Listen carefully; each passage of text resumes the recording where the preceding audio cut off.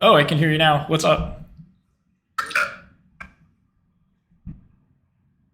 How are you? I'm good. What is Petro AI? What is Petro AI? That's a great question. So, Petro AI is a thesis or a capital cycle, essentially, that I gave a name to called Petro AI. It's basically it's a new capital cycle that's born from the collision of oil, AI, defense, and deglobalization, right? So it's the flow of oil dollars. So remember the Trump, what you call it, the Trump trip all the way to Saudi Arabia. Saudi Arabia. So that investment in fact sparked the new capital cycle. Okay, it's where basically the flow of oil dollars, sovereign capital, and institutional money from the old petrodollar system, and into U.S. controlled AI, energy infrastructure, and defense tech. So the core of the petro AI thesis is oil, energy shortage, AI data centers, and defense stocks. So the Saudi and the Gulf states investing in the U.S. With the AI plus the energy as a new global currency. So AI itself is no longer just tech; it's energy intensive, security critical, and weaponized.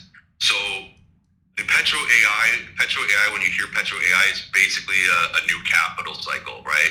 It's the capital rotation of our era, of our area, actually. It's where the geopolitics meets the capital markets and where energy meets compute.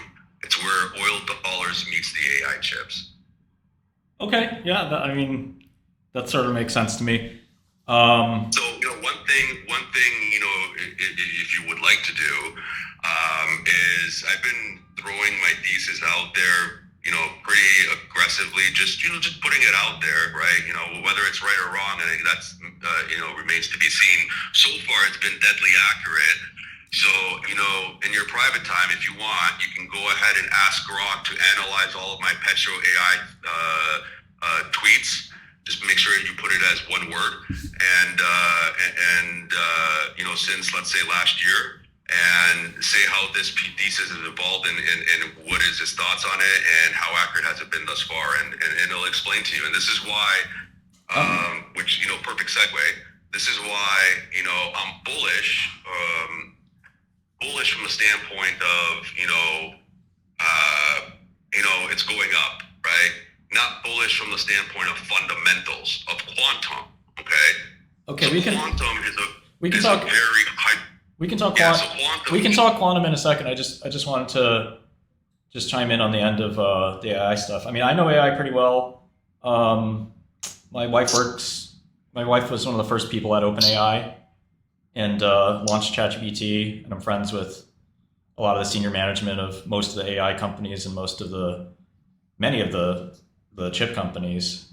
And yeah, I mean, it remains to be seen where energy right now. Energy is not a bottleneck, but it'll be interesting to see if energy will or won't be a bottleneck. There was a new paper even a few days ago that suggests that we still have a lot more efficiency gains coming for compute, potentially as much as 20x efficiency gains, which means 20x less chips. Of course, Jevons paradox suggests we can get 20x more demand too. So I think this idea of like the grid can't handle this, et cetera, is I'm a little suspicious of that. I think we still have a lot of room and time to go. Right now, the grid can't handle this kind of chip and this kind of expansion. But if you fast forward a few years, I think inference will be much, much cheaper. But anyway, tell me what you think about quantum.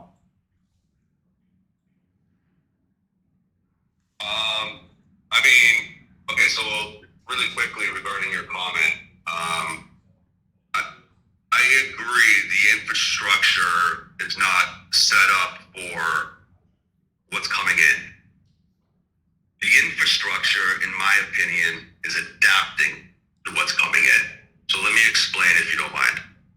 So, um, so AI, so the chips, the data center, the AI is the first piece, right? But as we expand and as we grow that particular segment, we need power, we need energy, okay? So how do we compute that energy? How do we get that energy? How do we make that energy adaptive? How do we take that energy and make it Well, like I said, right now we don't need energy. I think in the future we might, but we still have inference gains and algorithmic gains that are coming that may reduce the need for chips. That's my only point, is if the algorithms get better, the amount of chips we need may drop dramatically. You can get more out of a chip.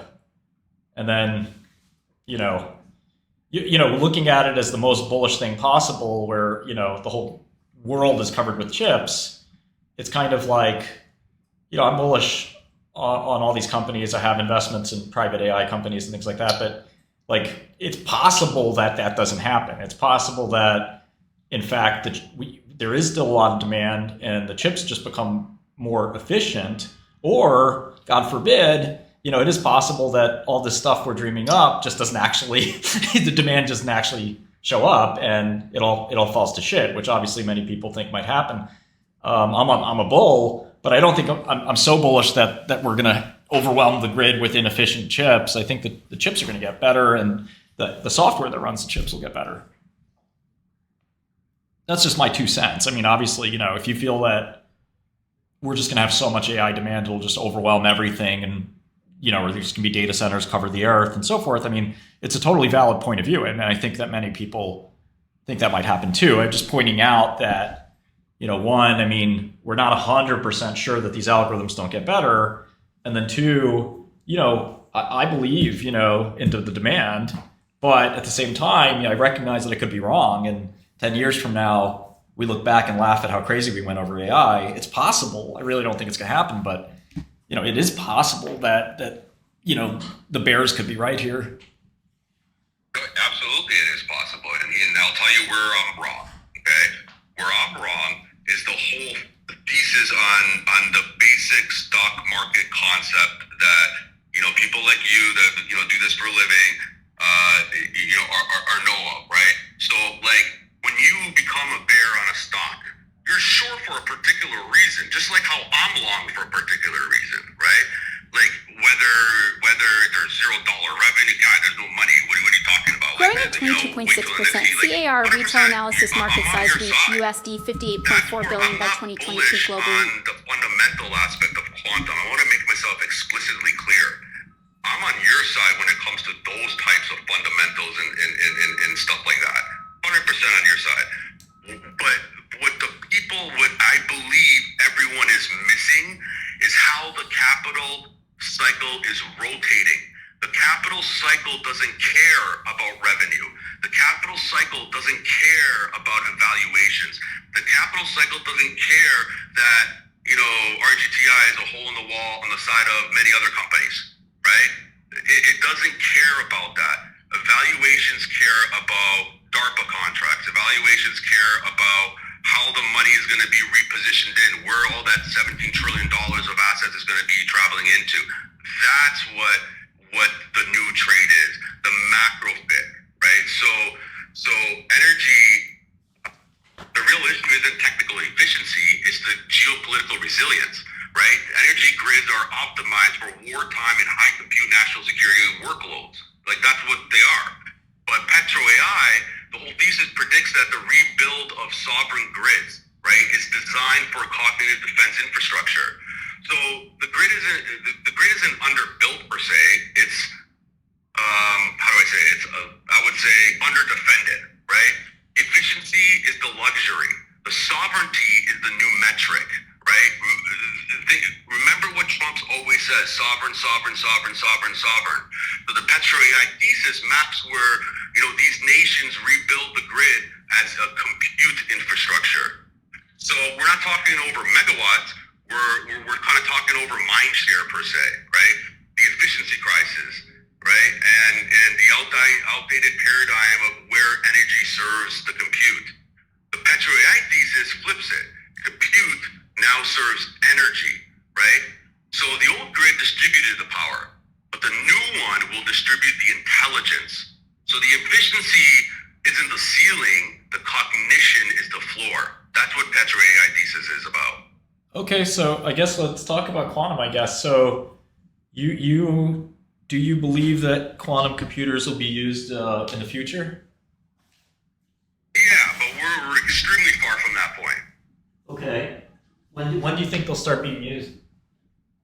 Uh, I mean, look, from where the technology is today and how much more it has to go, I would say at least 20 years. Okay. So to me, I mean, it seems like it'd be hard to sustain the valuations that we see today if the products won't be used for 20 years. That's to me a pretty bearish thing. So I think that the average owner of these stocks is not thinking that. The average owner of these stocks thinks that quantum's coming tomorrow and it's better than Nvidia. Okay.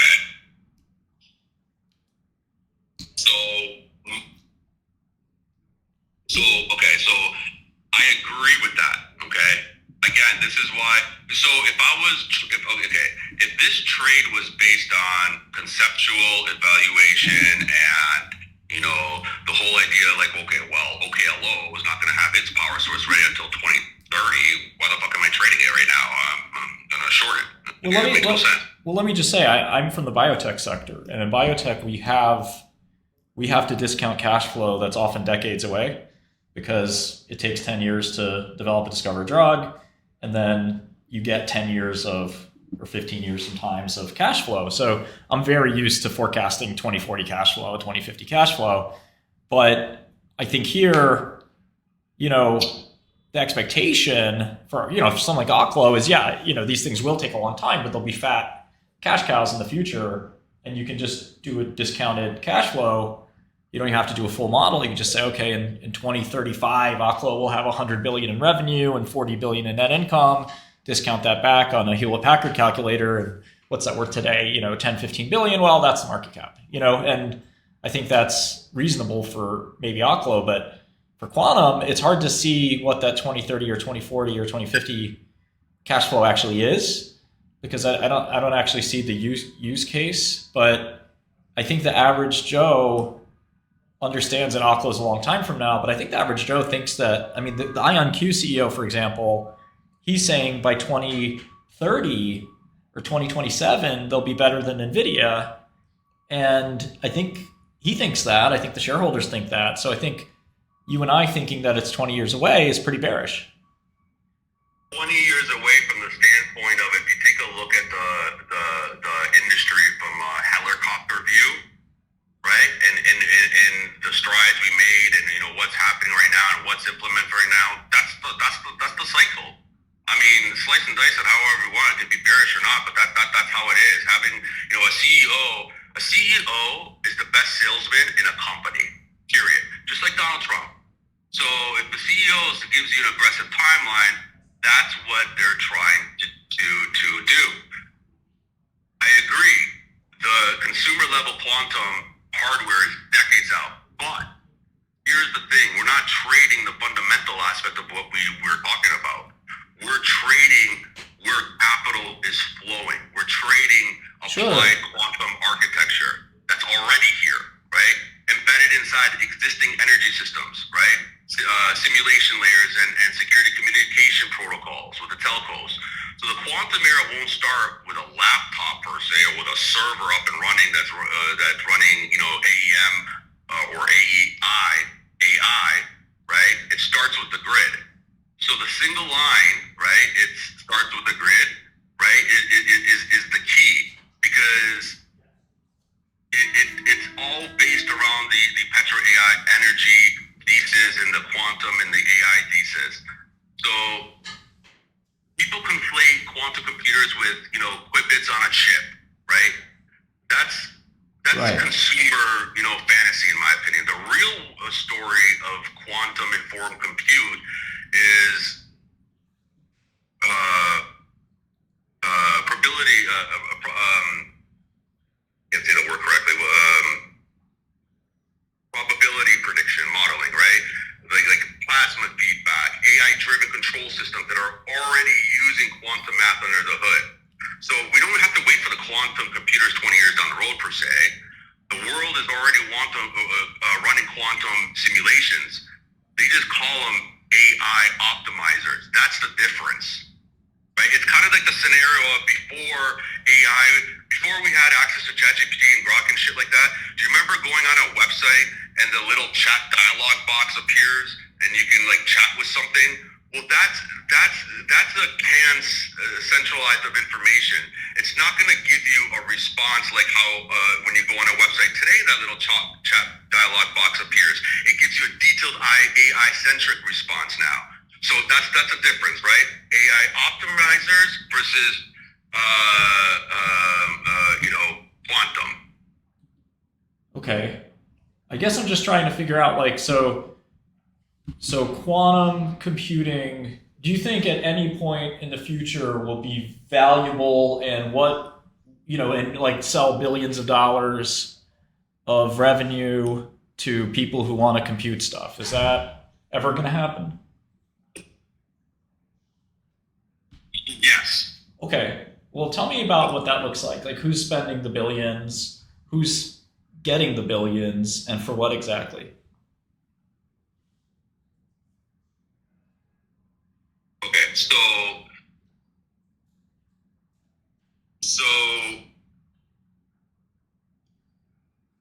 right now we're in the infancy stages of the quantum aspect, right? Per se, I think we can all agree with that. Yeah.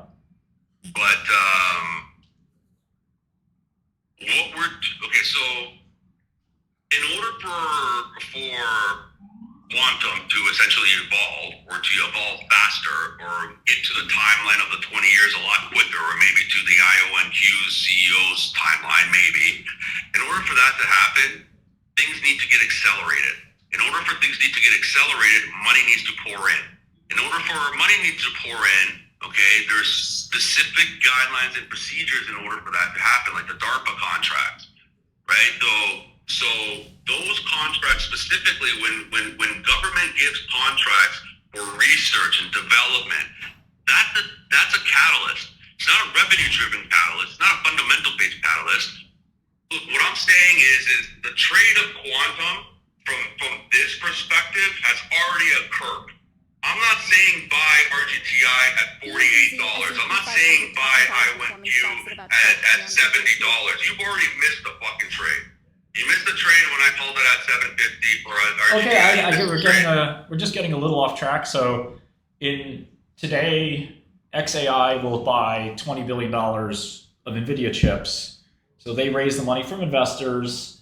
They send it to NVIDIA. NVIDIA sends them a bunch of chips, and then they train AI models with those chips and run inference with those chips. I guess, what I'm trying to ask is like, in your vision, in 20, whatever year it is, it doesn't even matter what year it is really, who is paying for quantum computing and why are they paying for it? And what are they going to do with it, I guess is the question. I know it's been a great long trade, and you're very, great for having been long it. I mean, it's been one of the best performing sectors ever. But I want to understand, like, when it comes time to sell product, who are these companies selling the product to, and what are those customers going to do with the product? So there are different types of applications to it, right? So some of the applications are licensing. Other applications where eventually, once quantum reaches a specific, okay, so remember when NVIDIA CEO, I can't remember exactly what it was, but remember when NVIDIA CEO all of a sudden was on TV and he said, oh, quantum's 20 years out, and all of a sudden all the quantum stocks fell 30% and you were really, really happy? Remember that day? Of course. So I mean, amazing, congrats. But that statement was kind of bullshit, right? Bullshit from the standpoint was he knows what he's doing, right? Well, maybe we can just focus on the question I asked, please. Like I just like, who's the customer? What do they use the chip for? The customer is NVIDIA. The customer is AMD. The customer is Microsoft. The customer is Amazon. The customer is the U.S. government. Okay, that's great. But what do they use the box for?